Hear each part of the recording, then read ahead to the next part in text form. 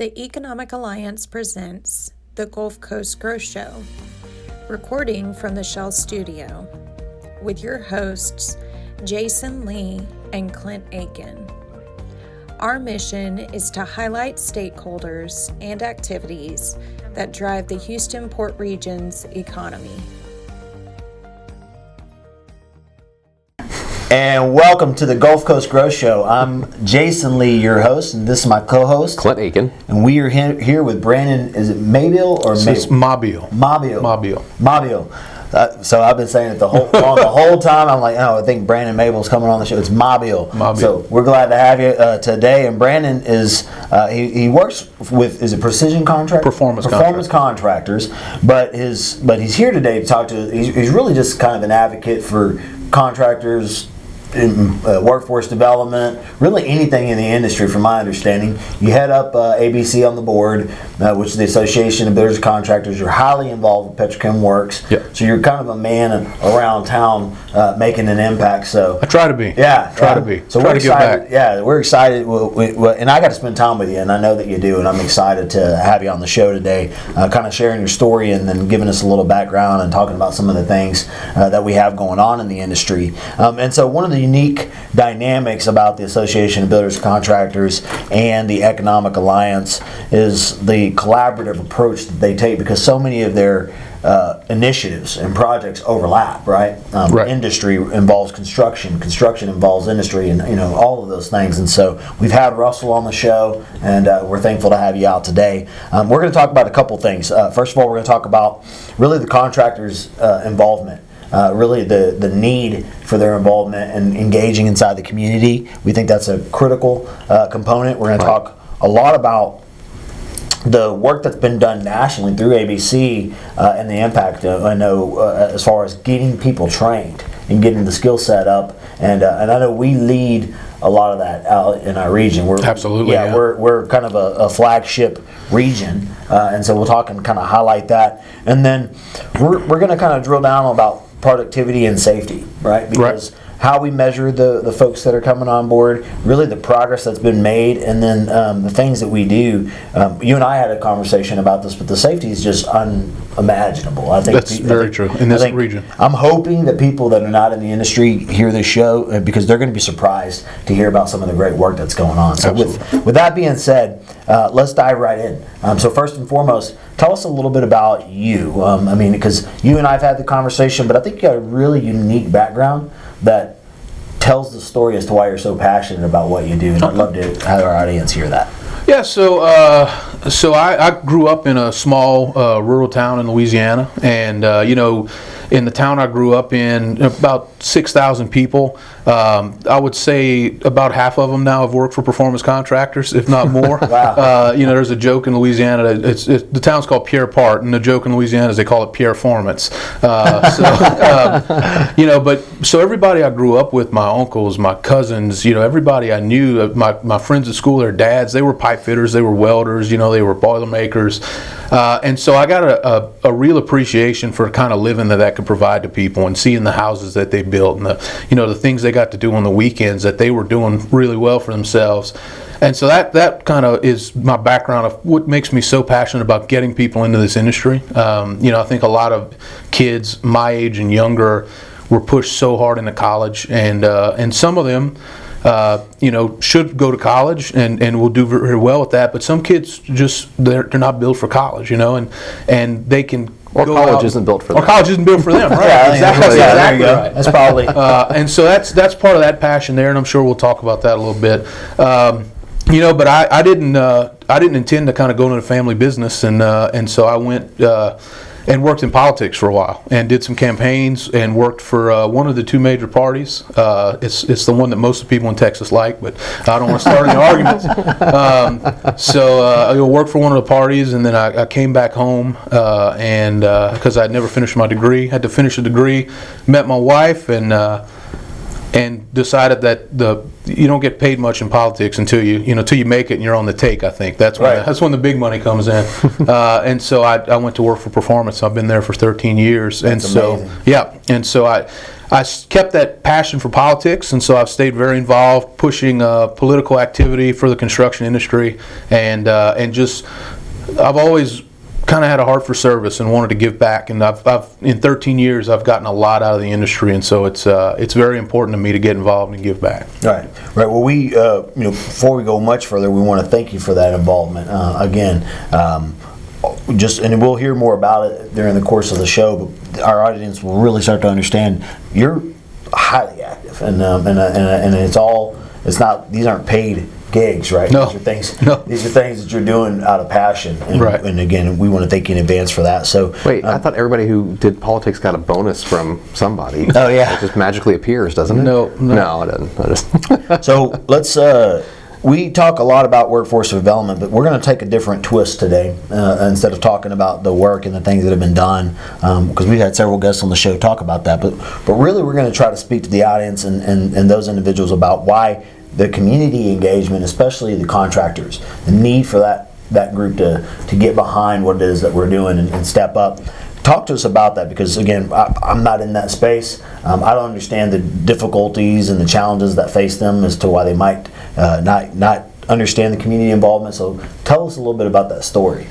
So Performance has always been very invested in what's called community-based training, and that's why as a company we're so active with Associated Builders and Contractors, with the Construction Maintenance Education Foundation here in Houston, because our workforce is so transient, and an employee that's working for Performance this month is going to be working for a competitor next month, and another competitor 6 months later. And so because they're so transient, what happens if we all go our own way and we all do our own training, I may not like the training that my competitor does. And so what was happening is we're retraining, we're doing the same training over and over and over again, or we're reassessing. And even assessments take time. You get a guy out in the field, and the first day and a half is his orientation and just getting through security in the plant. Then you got to spend another day doing an assessment. You're losing valuable time. You have a lot of unproductive time. And so with community-based training, if all of the contractors can come together and agree on a standard, which to an extent we have with the NCCER, and Petrochem Works is actually working on a more advanced standard. And I know you guys had Miss Carla Thompson here, I think episode 3. Yeah. And Carla is spearheading that charge for a more advanced standard. NCCR, I often make the analogy, it's like a driver's license. Mm-hmm. And if you've got a Ferrari at home, I don't, but if you do, I don't know what podcasting pays, but if you got a Ferrari at home and your 16-year-old gets their driver's license, you're not tossing them the keys to that Ferrari, right? There's no way. And what we've been doing is the NCCER is that driver's license, and somebody gets that driver's license, and we're tossing them the keys to go out and do A-class journey level work that they're maybe not necessarily prepared for. And what you're doing is you're hurting their productivity, you're hurting their development because they're not getting the mentorship that they need, and you're also putting them in harm's way more than they have to be, because the foreman may trust an A-class rated journey person to do some unsupervised work that these people probably aren't qualified to do. And so that's what Carla's committee at Petrochem Works is working on with owners and with other contractors to solve that problem and get a little more, kind of like your race driving license. I don't know if you guys are familiar with race cars, but there's licenses you get for dirt track and for sprint car. And so kind of like that, where we'll have different tiers, and that's something that's being rolled out for the main crafts here, hopefully early 2020, I believe, from Petrochem Works. And I think it's critical to state that, because every organization, I think, and in almost every industry, suffers with a bad problem or habit of putting people above where they need to be playing at too fast, because there's a shortage, right? I ran multiple units for years. Bob trained Jim, and Bob was really good, so Jim's got to be great. Right, and so... But one of the things that I would run into is, you'd hire somebody because you got to get them up there, and you got, there's somebody that there's a customer or client, and so you got to put them out there. You can make a mistake, on a transaction at a Starbucks, on a coffee, get it wrong. There's not a. I don't know about a Starbucks. Well, they're mostly people get very upset about their coffee. That's true. You can't screw up burnt coffee. Sure. So, it's hard to do, but if we talk about this industry, there's not margin for error. There's very little margin Not for error. error. There's not margin for error. There's very little, as a matter of fact. Especially when you start getting into really life critical tasks like Right. whole entry, lockout, tag out, working at heights. There's no margin for error. Absolutely. Right, and I think so. When you look really, and we'll talk later about the safety, but we've gotten great at that, and the thought and the process behind just how much better we can close that gap and be an industry leader. There's just to be as good as we are, and then to know how good we can get is really mind blowing. So now there's a lot of press from ABC from a national perspective to get behind the development and the retraining and the skill set of workers. Tell us about that initiative, and then tell us about how we're performing in this region compared to that initiative. Absolutely. So last year, President Trump came up with what he's calling the Pledge to American Workers. Okay. And ABC was very quick to jump on board. Greg Sizemore, who's the National Vice President for Workforce Development and HSE for ABC, went to the White House and made a pledge to the president that ABC contractors around the country would train or retrain 500,000 Americans by 2023. Wow. And right now, I was at an ABC National board meeting back in November, and we are well on pace to exceed that goal. Awesome. So with the training going on around the country, it really is unbelievable. But if you look at it just here in Houston with the community-based training, CMEF sponsors training at its own facility, sponsors training at San Jack College, Lee College, HCC, and at 64 high schools around the country. I mean, not around the country, around the Houston area. 64 high schools. Wow. And so in just those 64 high schools, 3 community colleges, and CMEF campuses, we saw almost 10,000 people get some type of NCCR module training last year. Wow. Just through CMEF sponsorship. So you multiply that by 69 ABC chapters, and they're not all performing at that level, but it's very easy to see where we can easily train 500,000 people. And ABC is a widespread construction association, so that's not all industrial craft. You're going to have HVAC techs, and you're going to have commercial electricians and commercial carpenters throughout the country. But I think it's important because as an industry, it's definitely a rising tide raises all ships, and I think the more skilled craftspeople we have in every facet of the industry is going to help the whole industry. Absolutely. Yeah. Absolutely. The more people who are out there telling a friend or that are out there buying a boat, because they've got a great job, and their friend says, "I want a boat," right? Then that's going to create opportunities. Well, we're in Texas, so it's trucks, not boats. Yeah, so he's from Louisiana. Well, it's trucks and boats. It's the trucks and boats. That's right. true. Yeah. Okay. Right. No, look, I go speak at a lot of high schools, man, and I can tell you, I get a good response. But if I bring, a young man, we've got a young man that won a national gold medal at the Craft Career Olympics a couple years ago. He's 20 years old. He's a certified A-class rig welder, and makes probably more money than any of us do. Wow. And I bring that kid into a high school with his new cowboy boots and his brand new F-350, and he's got no debt, and those kids are just eating up what he's got to say. But that's the stories we got to tell. Yeah, that's the stories we're not telling. Is right now in Houston, man, helpers in industrial facilities are making $50,000 to $60,000 a year. Think about that, a helper, the lowest, almost unskilled. And with a little bit of training, 4 or 5 years later, they can be making 80, 90, 100 grand a year. I mean, we just got to get the word out. Yeah, well, and that's it. That's the word is the key component, and that's part of the mission of our show, part of the mission of ABC, part of the mission of Economic Alliance. I got one question. The kid that you were just talking, does he need an agent? He might. Look, this was a special kid. Yeah, I can put together. I can do my best Jerry Maguire impression in a heartbeat if I need to. Yeah, this was a special kid. This is a kid who was doing AP classes until he decided he wanted to be a welder, and left his AP classes and really took to welding. And I think this kid would have been successful at anything he did, but he decided he wanted to be a welder, and he's really good at it. I think it's always, as parents, I don't know if you're a parent, but as a parent, it's always interesting when you find a bend for the children. That, for my kids, we've kind of tapped into, we found out where their bends are, and we know where to encourage them, because this is one of your core strengths. We want to build around that, so it's amazing when you can tap into that. Yeah, absolutely. Absolutely. So let's talk a little bit about productivity, safety.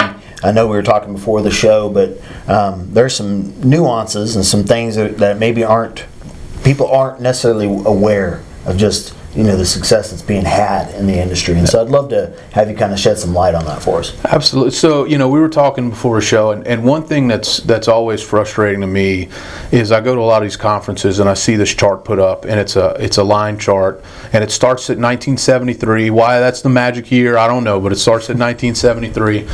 And that's when charts were invented. That's when charts were invented, right. And it shows 3 industries. It shows construction, it shows manufacturing, and it shows farming. And it shows the productivity from 1973 to present.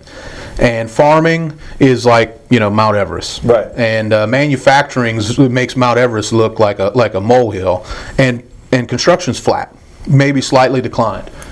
And they're always like, you see, construction is not having the success it may. Well, the first thing is, since 1973, farming and manufacturing are 100% automated. There's no more turning wrenches in either of those fields, right? So first of all, just throw them off the chart. Doesn't even you're talking. It's not even apples and oranges. It's apples and steaks. It's completely different. Steak. Right. Sorry. So you look at this chart, slight decline since 1973. Well, what's happened since 1973 is that the industrial construction industry, has had an amazing and very much needed push for safety. And we've taken safety from being an afterthought to the only thought. It's not even a priority. It's the only thing that matters. Is if you're not safe, you're not working. But to do that, you had to make some compromises. And so you took a worker who in 1973 in a 10-hour workday had tools in his hands for 9 hours, 8 hours and 45 minutes, to now, if he's lucky, he's got tools in his hands for 6 hours, 5 hours and 45 minutes, and the productivity stayed flat. So what that tells me is that the individual worker today is more productive hour per hour than in 1973. So the training that we're doing is obviously good training because they're a more productive worker. They just don't have the time in the day to do the work.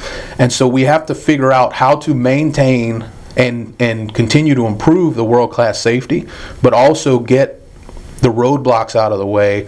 Some of the things we're doing are, in-depth studies on where to place lunch tents, where to place tool trailers, where to place bathrooms. I mean, a poor bathroom placement can cost each employee 15, 20 minutes a day. Time, tools not in their hand. So if it costs you a couple grand to put a bathroom at height, where they're working at height in a enclosed area, right? Not hanging off a scaffolding, but if you can safely put a porta can at height, and a guy didn't have to climb down a ladder and climb up a ladder every time he uses the bathroom, that porta can pays for itself in the first day it's out there, right? Wow. But things like that just getting tools in the hand. So we've got to get better about that, because what's going to happen, we're building all of these petrochem projects here because natural gas is so cheap.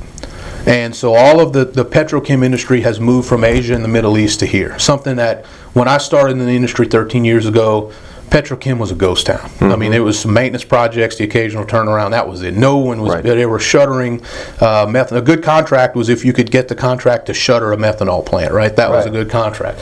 Now we're reopening these methanol contracts, and luckily some of those people that shuttered them didn't do a great job, so there's a good contracts to reopen them. But I'm kidding. But so because we have this competitive advantage, it feels like it's going to go on forever. But if we don't solve this issue, if we don't get more workforce in, as productivity stays flat, as workers' wages increase, our competitive advantage because of natural gas is doing this with China.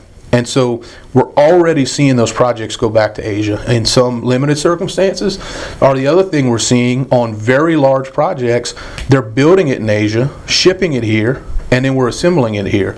And so what would be a $30 billion project, well, $20 billion is being spent in Asia. Only $10 billion is being spent in the U.S. When you think about it, where there's a press because safety is not even the level of consideration overseas in comparison to what happens over here. It's not even the same thing. I mean, so what we're, for the most part, in some countries it is. Some countries it is. But typically the countries where safety is a priority, their workers' wages are higher, and so they're not getting the outsourced work anyway. Got it. But there are some countries where safety is reasonably close to where reasonably close. Got it. Okay. Well, and I think if you But really wages are still just a lot lower. I mean, that's In most places. Yeah. I mean, there's some developed country, if you go to Europe, the safety's like it is here, and the wages are like they are here. Right. Even somewhere in Asia, like, say, a South Korea, where wages are very quickly climbing, and safety is, I was in South Korea, a couple of months ago, and there's safety posters on every job site, and they take it very serious, Wow. And, you saw modern scaffolding equipment, you saw modern PPE. I mean, it was very much a safe environment. So And you were over there for just I was there on business. educate, Yeah. right? Just getting sharper with the industry. Yeah. Right. Yeah. Again, a testament to the work that's going on behind the scenes from the industry here, because you have people who not only go to work every day in their job at Performance, or for some of the other individuals, Ineos, we've had Dave King on before. You have all these different people who work during the day, and then they're traveling, they're going to podcasts, they're going to tell a story, and then all this data, all this information that that takes time. It absolutely takes It takes energy. It takes effort out of your schedule. And again, I think it's just a testament to the passion, commitment to the growth of our region, and to the safety and development and opportunities of the people that we support. And that's mainly the guys and gals that are out behind the gate trying to create great jobs and opportunities for them. I mean, at the end of the day, those are the most important people. Performance Contractors, we're a people business. Without the people, we can't have the growth we've experienced. We can't do the things we've done. And so, and I've heard this from the owner of our company on down, it's our obligation, it's a sacred duty that we get those people home in the same shape that they left in.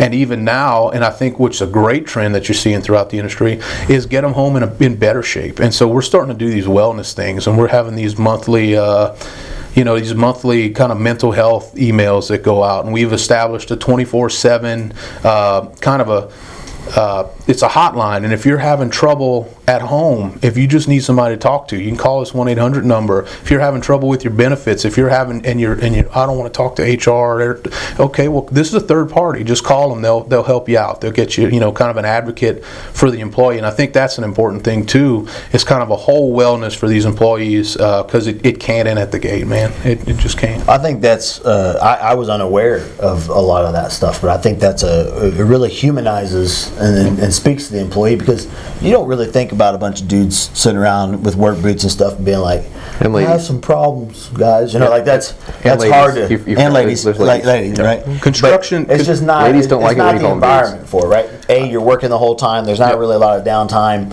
When you do have downtime, they're not all sitting around kicking rocks and telling stories. You're pressed for a lot of activity inside of that window. So for them to be able to get off and go grab a phone and pick it up and ask for help, or ask for counsel, or seek help, that speaks to a lot to the attention that's being paid to the employee. I talked about Greg Sizemore earlier at ABC National, and Greg's a good friend, and I think he would he may come kick my butt if I didn't mention that the construction industry is one of the top 3 industries for suicide in the United States. Oh, wow. And it's an epidemic, and it's not, and you've never heard of it. I'm seeing in your faces right now. Yeah. I have no idea. No clue.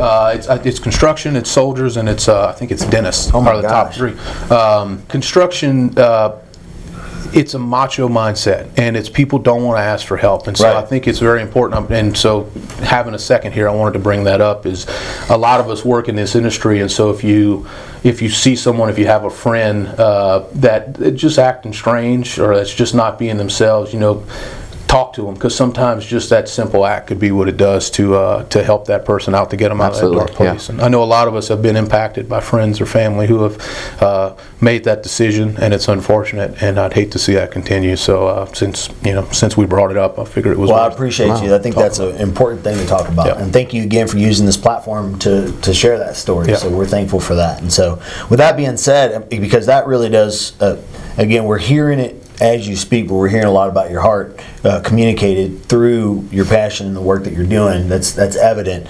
The next part of our show, we're going to transition. We're going to learn a little bit more about what makes you tick. I'll let Clint take that part of the conversation. So right now, we're going to take a quick commercial break, and then we'll be right back. McCarthy Building Companies. From the Museum of Fine Arts to terminals on the Houston Ship Channel, we understand the challenges and complexities you face when building here in the Gulf Coast region. As the oldest privately held national construction company, we have a clear focus on clients, community, and collaboration. Just to give you some context, our Houston-based business does 15 to 20 projects per year. We are employee-owned with over 2,000 employees throughout the U.S. and 250 in the Houston area. For more information on McCarthy Building Companies, please visit www.mccarthy.com. All right, and we're back from commercial. Again, big thanks to our sponsors, McCarthy Builders. And with this part of the show, we always like to turn over to Clint to find out a little bit about what makes Brandon tick. So, Clint, why don't you take that part? So, Brandon, what does make you tick? I mean, you talked about, we see how involved you are. You've shared your story about, coming from a background of politics, getting into the industry. You're very passionate about what you do, and that's amazing. I admire that about you. But what drives you? I mean, what does make you tick? That's a good question. It is. I've got 3 young daughters, and I think a lot of what drives me is just leaving the world better for them. I would really like to see this an industry where when those girls turn 18, if one of them tells me, Daddy, I want to be a welder, that I don't blow my top. That I'm like, okay, great, because I'm preaching that, right? And I don't want to be a hypocrite. Right. But the industry needs to be more welcoming to women.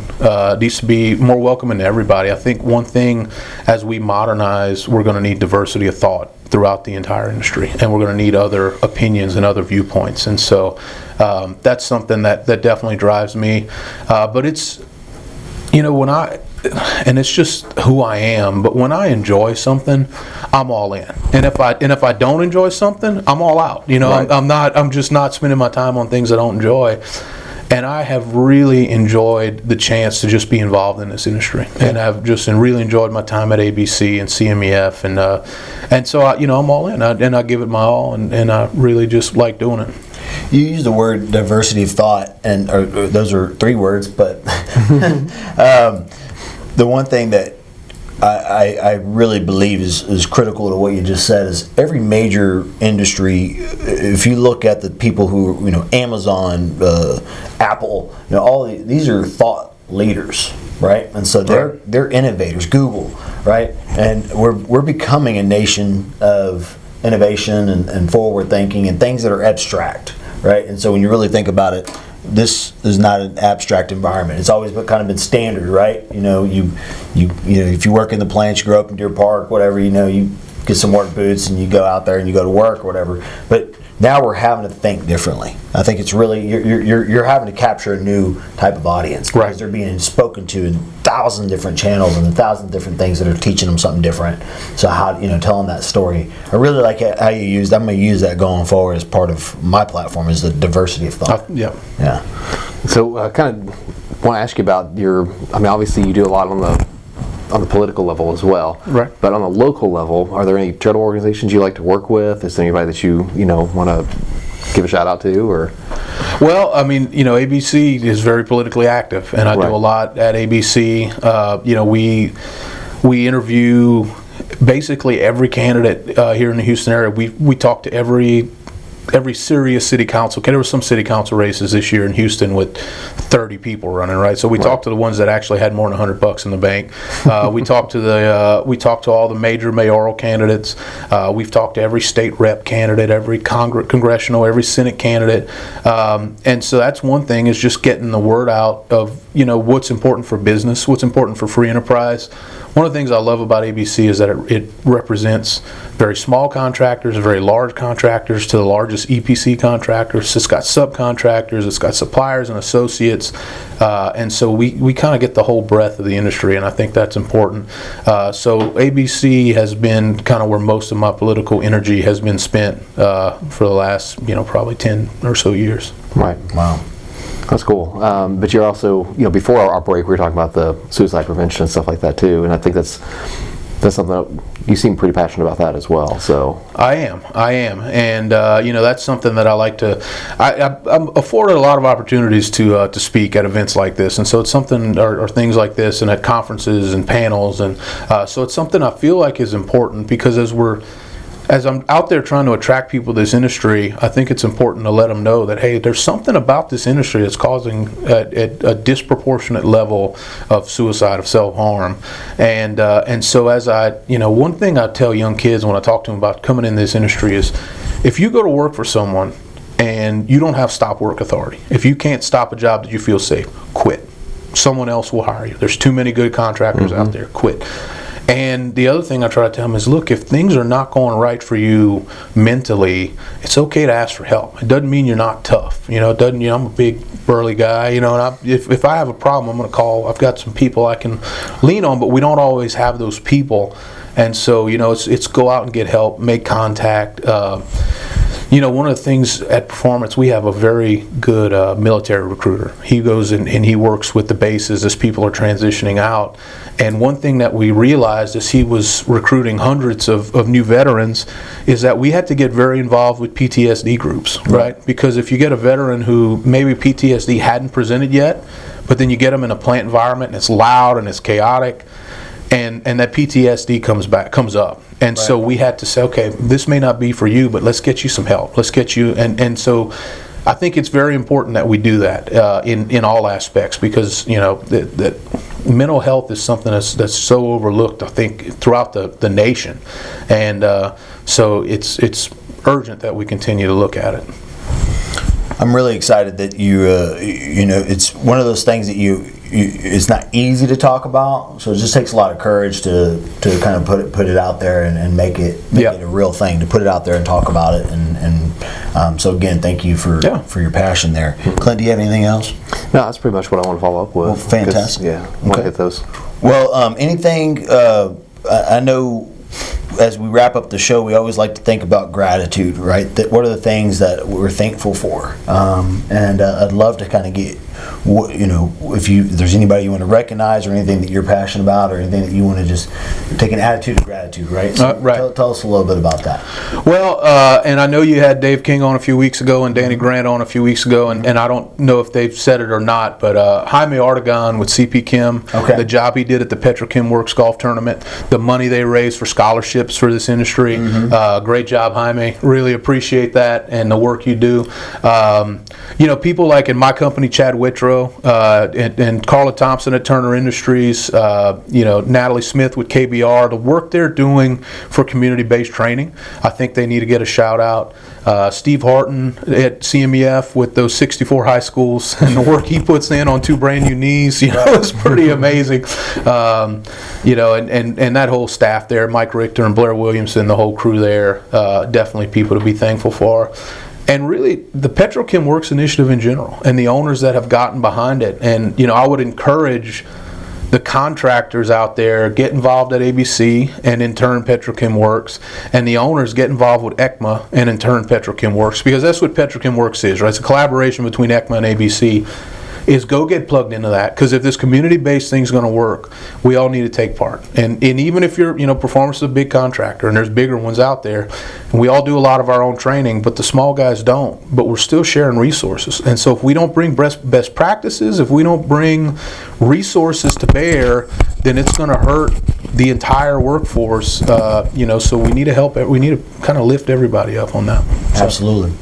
Well, and I'm thankful for the team at the Economic Alliance and the folks that really help us put this and bring all the work together and bring it a lot to life. Really, there's countless hours that go on behind the scenes in every event that they put on, every meeting, just all the content that they bring. And you mentioned earlier.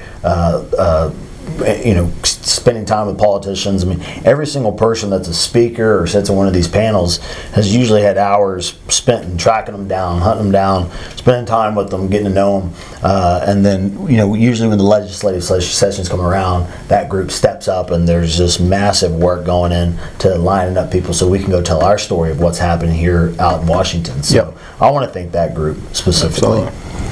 For me, I was just thinking about this. I'm grateful for the emotion of passion, because the passion's really what drives us, what motivates us, and we all have. Once you find what that passion is, it's easy to pour into whatever. And like you were explaining earlier, I've got 2 modes also, on or off. right? So whatever you find those passions, it's easy to be on more frequently than you are off. Right. So I'm just really grateful to have the passions that we have, the passions that you've shared, Jason shared in the past too, and just all of our different guests that come on. They're very passionate people. Yep. And it's amazing to see them channel that passion into some positive impacts for generations to come. So. Yep. Well, fantastic. Well, so Brandon, we really appreciate it. Clint, as always. And we want to thank our audience. And as we would always send this message out, yes, we would appreciate your feedback. We definitely want to tune into our channels, YouTube, the LinkedIn page. You can message us specifically. Reach out to Brandon. I know he's actively involved on LinkedIn, and communicate to us through that. And more importantly, we're going to ask that you share this with your network and communicate it to somebody that needs to hear the story. If there's a contractor out there that needs to get involved and you want them to know what's happening behind the scenes, pass this message along to them. Please. And so we can get them involved and tuned in to all the great things that are happening in our region. Thank you guys very much. Thanks a lot. Y'all have a good day. Appreciate it.